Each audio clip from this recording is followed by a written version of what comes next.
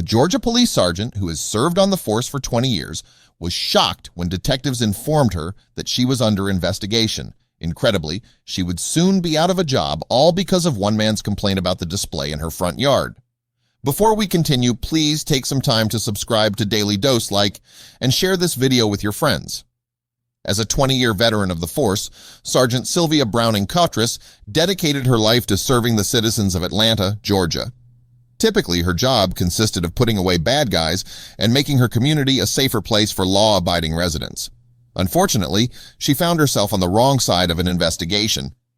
According to the Atlanta Journal-Constitution, Roswell police detectives informed Cottress that she was placed under investigation for conduct that was unbecoming of an officer after a civilian filed a formal complaint about her yard display. The offensive exhibit in question, a Confederate flag flying just below her American flag. The offended party was none other than Lee Jenkins, the pastor of Eagle Nest Church. Sadly, Jenkins has made his church less of a house of worship and more of a platform for political activism, encouraging members to participate with neo-Marxist organization Black Lives Matter and advocating for racial justice. In fact, he even has a sermon called, "When They Go Low, We Go High," titled after Michelle Obama's famous catchphrase. Additionally, he led a march with the BLM in Roswell. How can we trust an officer like that to do their job with integrity? Jenkins told CBS 46. Jenkins wasn't about to allow Cottress to get away with flying a flag he finds offensive on her personal property. As such, he reported the sergeant to Roswell Police Chief Rusty Grant, who launched the internal investigation.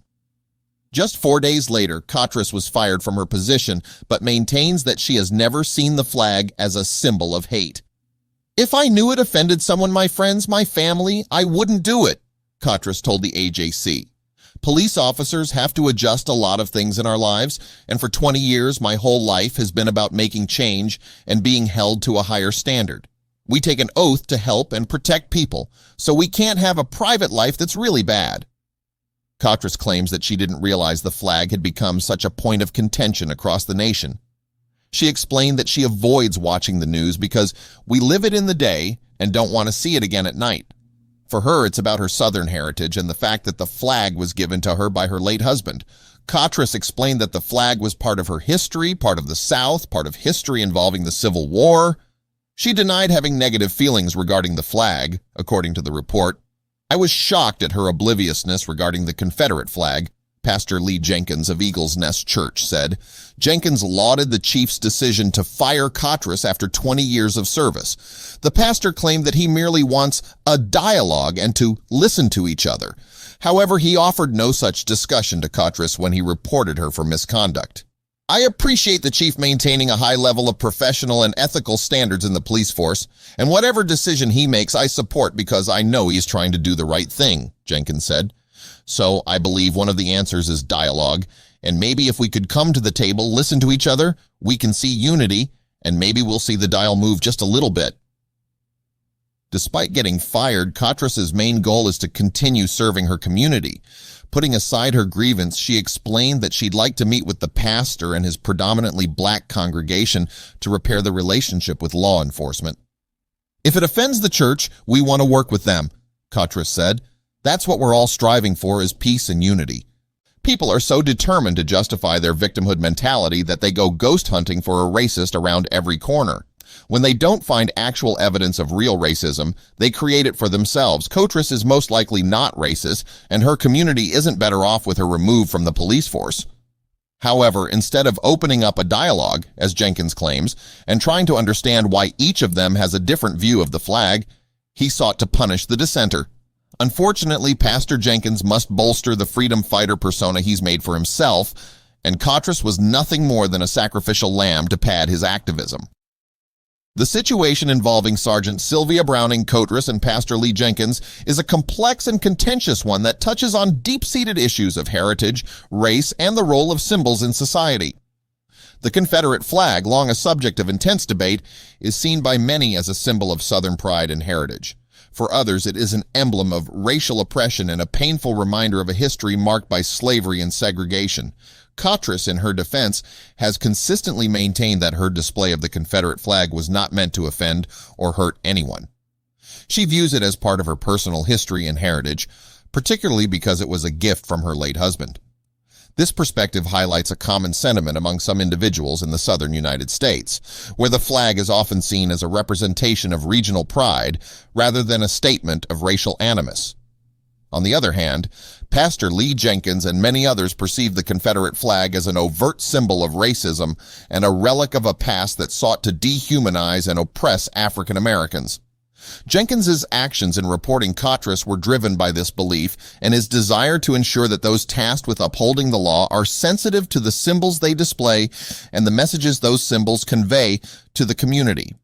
This incident also underscores the broader societal struggle with balancing free expression and the responsibility to foster inclusive and respectful communities. Police officers, in particular, are held to a higher standard due to the nature of their work and their role as public servants.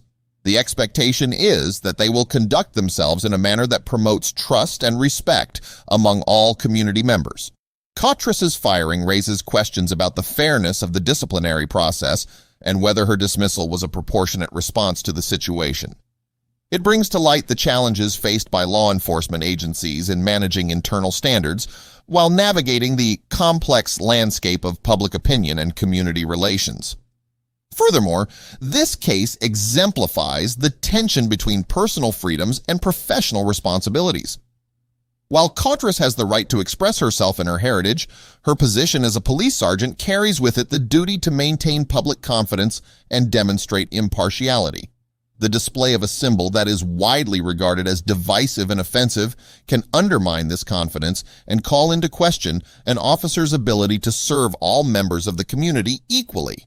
In the aftermath of her dismissal, Cotras has expressed a willingness to engage with Pastor Jenkins and his congregation, demonstrating a desire to heal and build bridges. This openness to dialogue is crucial in addressing the underlying issues and fostering understanding. It suggests that, despite the contentious nature of the situation, there is potential for reconciliation and progress. Pastor Jenkins' call for dialogue and his acknowledgement of the need for mutual listening reflect a constructive approach to resolving such conflicts. However, the initial lack of direct communication with Cotras before reporting her could be seen as a missed opportunity for a more immediate and personal resolution. The broader societal implications of this incident are significant. It highlights the ongoing struggle with the legacy of the Confederate flag and its place in contemporary America. It also points to the need for continued efforts to address racial injustices and to ensure that symbols and actions within the community promote unity rather than division.